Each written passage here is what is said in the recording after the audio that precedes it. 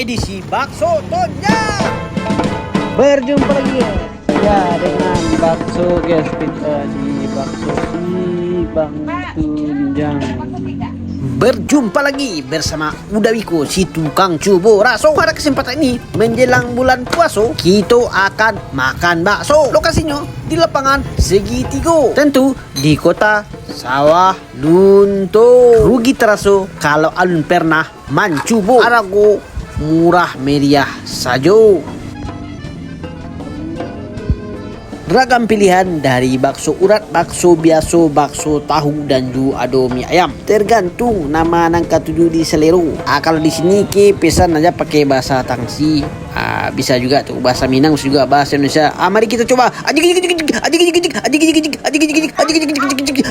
Belum juga habis. Ibu dia kencang makanya bisa ibu jadi tentara bu, karena cepat sekali. Ini orang juga sudah cepat sudah membayar. Gimana rasanya di ada enak? Ada enak Pak, besok sini lagi kita.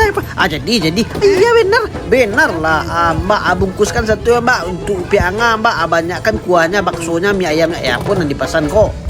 Mbak, kamu di mana Mbak?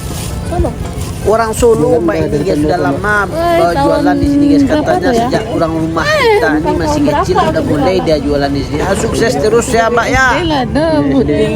Mama masih ada. Kasih ya Mbak. Ya, salam ya. Ibu